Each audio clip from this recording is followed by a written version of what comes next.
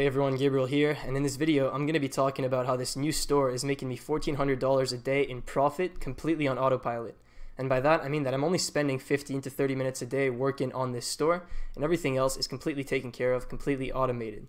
So first off, I want to show you guys some numbers. So this is actually a new store that I started late November, so around the 25th of November. And since then, as you can see, the store has done $77.3 thousand in sales. So it's been doing really well. I've been working on scaling it gradually, and right now it's sitting at about $6,000 a day in sales. And I don't want to scale it past this point right now because I'm actually in the process of private labeling the product, and I don't want to push it too far before I private label because right now the product is really untapped and I don't want a lot of people copying me. But as of now, I'm really excited about this brand, and I hope that it's going to do really well in 2019. But that's not the point of this video. The point is to show you guys how I automate my stores to the point where I only have to do 15 to 30 minutes of work a day on them. So just to show you the proof about the $1,400 a day, I'm just going to pull up the last 7 days, so from the 10th to the 16th. And as you can see, the total sales were 44K. And my profit margins on this store for those 7 days, I actually did the math before this video, and they work out to 22%. So it's 44,000 times 22.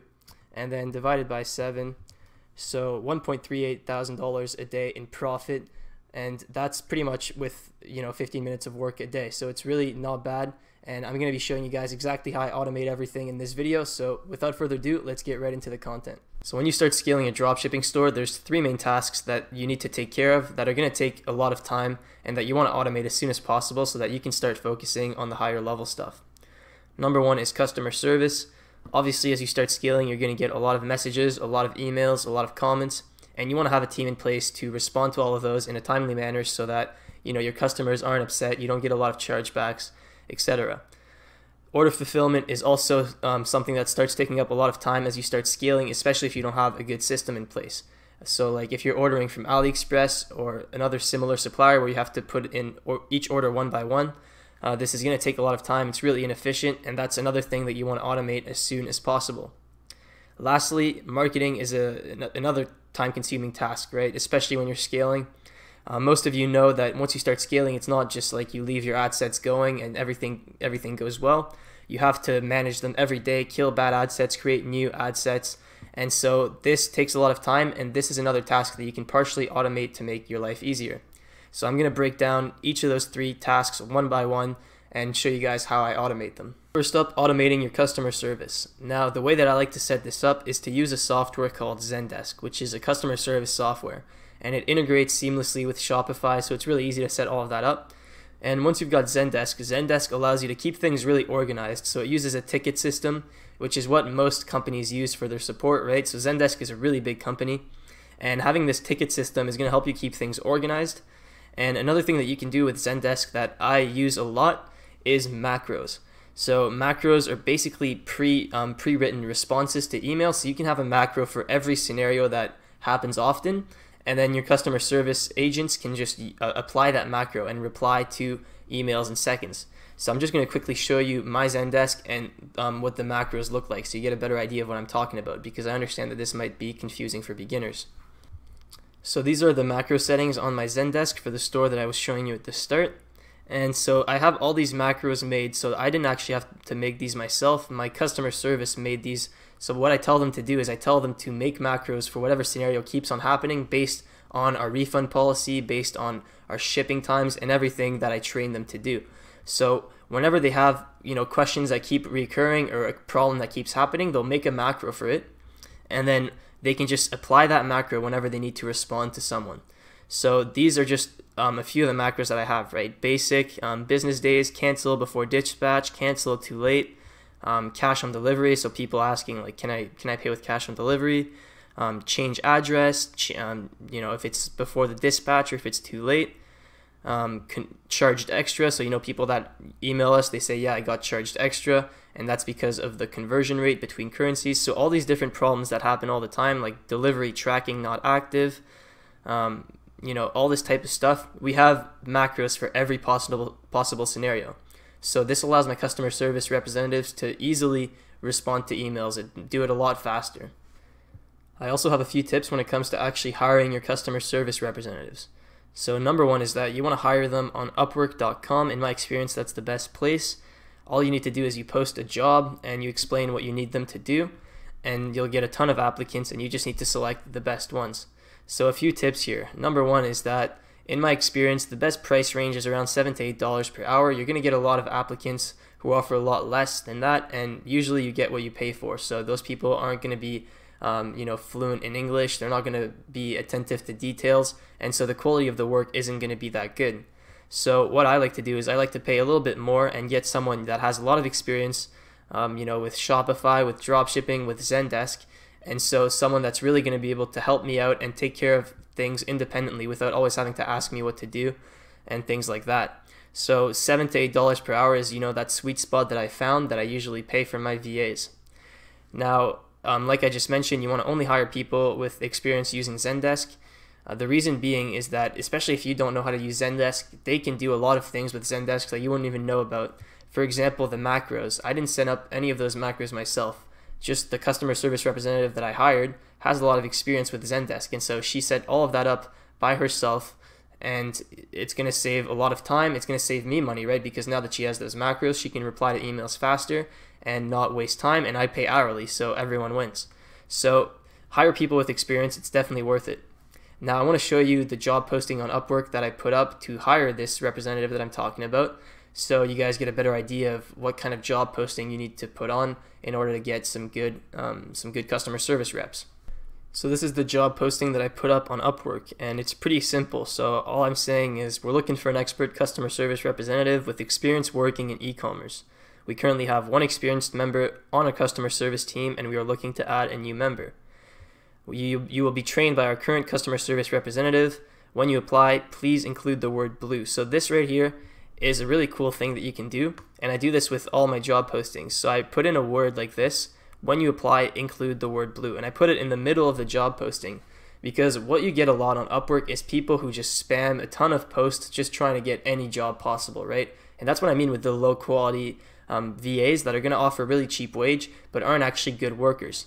So putting a little thing like this: when you apply, include the word blue, you're going to be surprised that the majority of applicants aren't going to include the word blue because they don't actually read the whole thing. They're just going to go, we're looking for expert customer service, okay, requirements, responsibilities, and then done. They're not actually going to read anything. And so by putting this little thing here, you're going to filter out some of the people who aren't actually attentive to details, and you're going to get better employees. Now, requirements, like I said, I always put experience using Zendesk because I want people who have a lot of experience with Zendesk, who know how to work around the different features that it has, and experience doing customer service for e-commerce stores. Now, if I would post this again, this was 4 months ago. I've hired a few more VAs since then.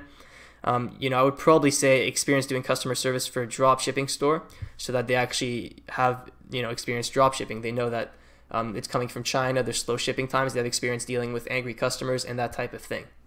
So 2 more quick tips. Number 1 is that you want to communicate with your team on Skype when needed.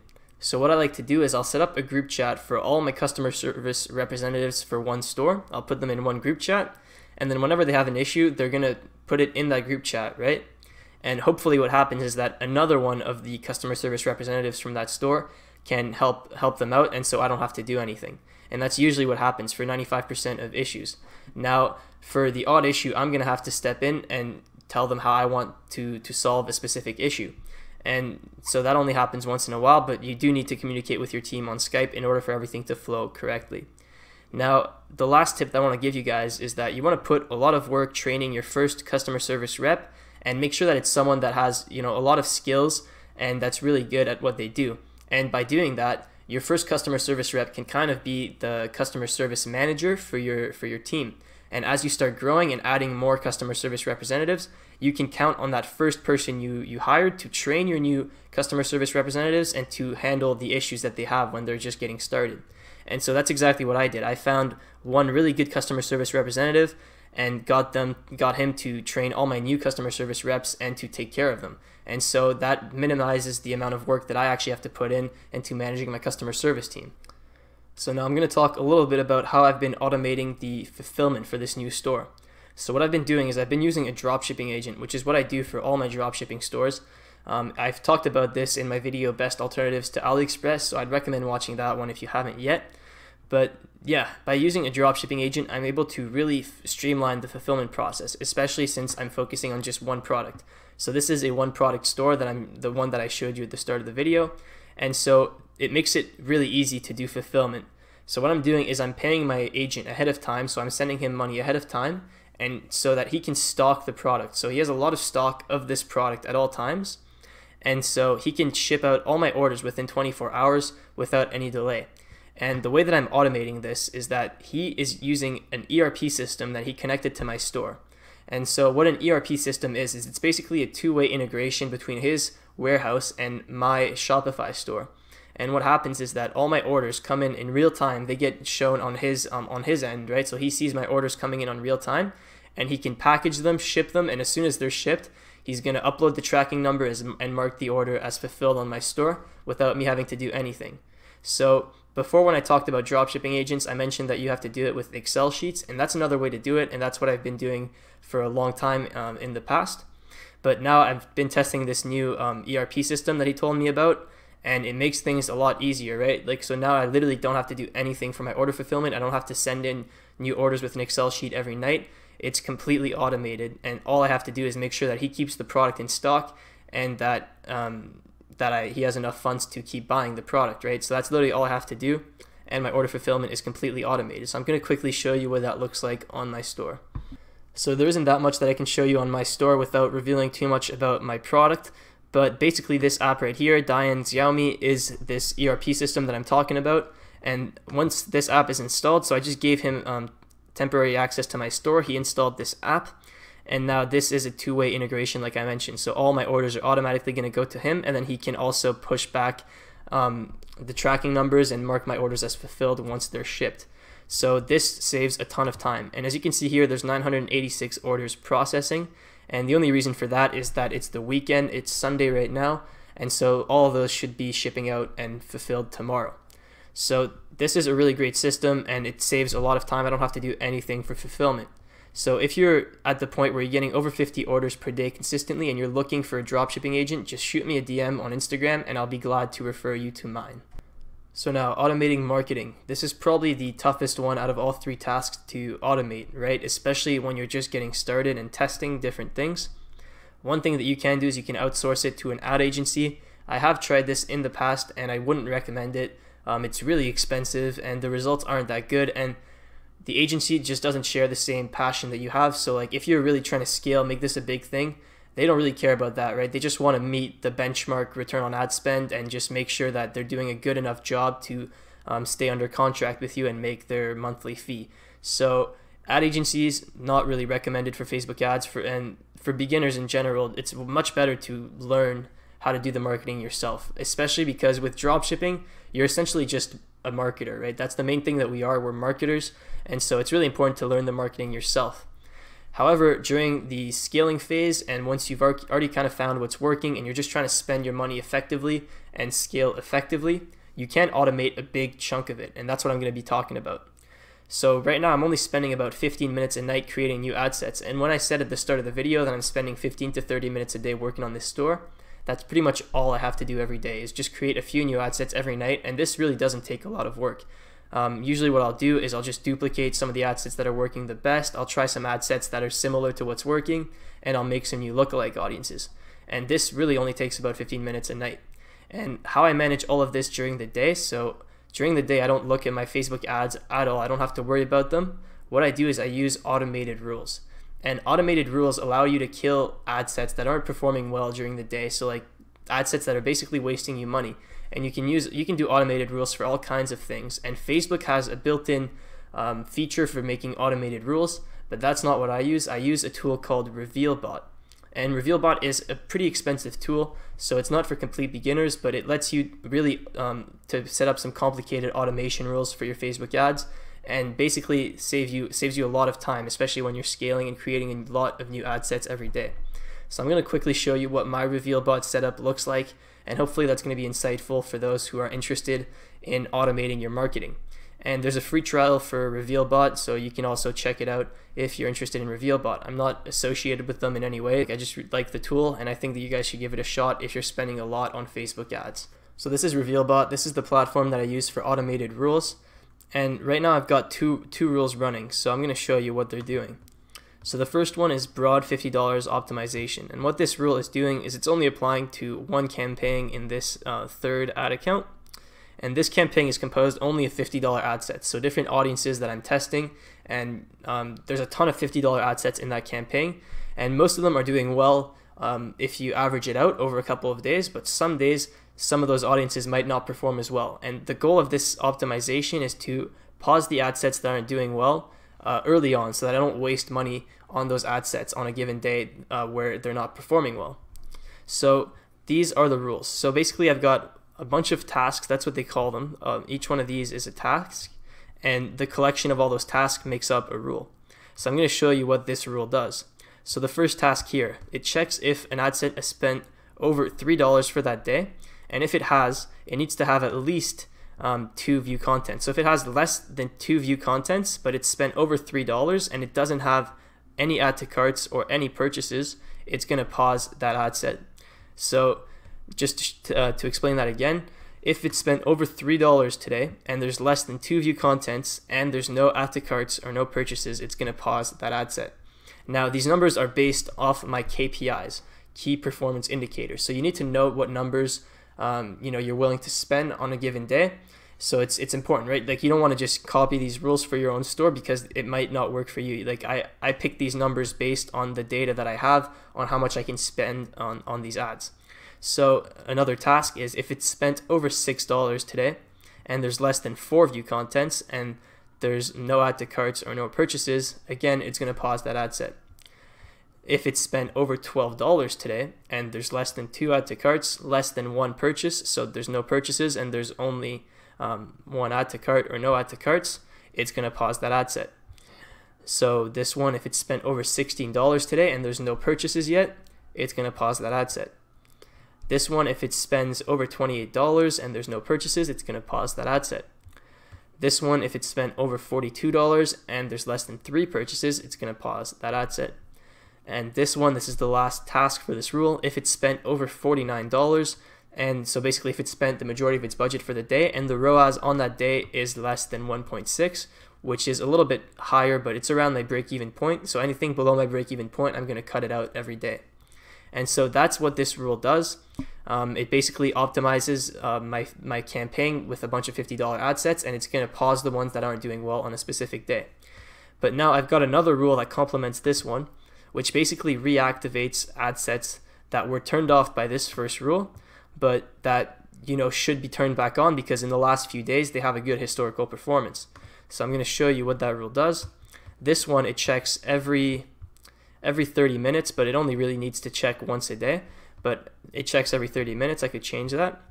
And so what this does is if spend today is equal to 0, and the only way that spend is going to be equal to 0 is that the ad set is paused. So basically if the ad set is paused and the ROAS in the last 3 days has been higher than 2, so if basically I'm checking if there's any ad sets that are paused that had a good ROAS in the last 3 days. And if that's the case, it's going to restart those ad sets. So this is the rule that I call broad auto reactivate. And so with those 2 rules, I've got this one campaign with a ton of $50 ad sets that are getting turned off when they're not working well, and then they're getting reactivated if they showed good results in the last 3 days. So this is the rule that I'm using. These are the 2 rules that I'm using right now, and I'm still learning a lot about RevealBot, so I'm going to implement a bunch of new rules, but RevealBot is a really good way to optimize your Facebook campaigns automatically without you having to sit at the computer. So that is pretty much the setup that I'm running for automation on this store. Now there's a few tasks that aren't automated. So number 1 is business and growth strategy. For this particular store, I'm trying to grow it into a real private label brand. So I've already started the process of getting it private labeled, and I want to get custom content made with it. I want some lifestyle photos with models. So I'm doing all of this stuff, and this is the growth and the business and growth, like my future plans for this business. And obviously that's not automated. Now, if you could automate this by hiring some CEO or something like that, but I mean, we're entrepreneurs. This is the fun part. So and this doesn't even take that much time, right? So like you only need to put in a few hours, like one specific day, and then not worry about it until the next thing happens, if you know what I mean. So this isn't automated, but I don't really want it to be. This is like probably the most important part. And so yeah, another thing that's not automated is generating content. So once I do finish private labeling this, I'm going to have to spend some time contacting influencers, contacting models, contacting production companies, whatever it may be, so that I can generate content for this product so that I can really scale it as much as possible. Now, there are some ways to outsource this. You can use Upwork and hire some project managers to take care of whatever project you want. So you can really outsource anything you want with Upwork. You just hire a project manager and you tell them what you want to do.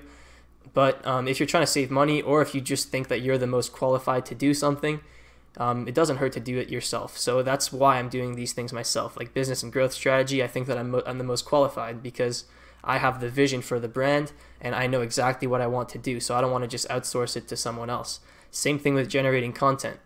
I will outsource some of my content sometimes, like ecom vids. If you haven't heard of it, it's ecomvids.com. They make videos for e-commerce, and it's pretty expensive, but for what you get, it's a good deal. I think it's $400 for a viral Facebook ad, and so that's one way that you could outsource video content. And the last thing that's not automated is the finances. So when you're running at a scale like this, so I'm getting about $6,000 a day in sales right now, I do need to manage the cash flow. So like I need to send money to my agent, right, so that he can keep purchasing stock ahead of time. I need to communicate with my accountant when it comes time to do taxes, all that type of stuff, right? And for me specifically, this doesn't apply to everyone, but since I'm in Canada, I have to manage the multi-currency aspect of things because I get paid in US dollars, and then I need to convert some into Canadian dollars to cover some expenses. So I need to keep track of all the finances for the store, but again, that doesn't take that much time, and that's why I have an accountant. So pretty much everything is automated, but these few things here. And in total, this adds up to about 15 to 30 minutes of work a day on this store. Yeah, excluding the business and growth strategy. Once I start really trying to make this into a proper private label brand and growing this, and that's probably going to be around the start of 2019, so January, February, I'm going to be putting a lot more work than just 15 to 30 minutes a day. But right now where it's at, it's completely automated, minus just creating new ad sets every night. Alright everyone, so that is pretty much it for this video. I hope it was helpful and that you enjoyed it. If you haven't yet, make sure to leave a like and subscribe and leave a comment below telling me what you want to see next. I would really appreciate it. And last thing, if you haven't yet, make sure to join the mastermind group on Facebook. It's going to be the first link in the description. I think we just closed over 5,000 members now, so it's growing really fast, and it's a really active community of people who actually dropship and do e-commerce. So make sure to join that group if you haven't yet. And on that note, I'll see you guys next time.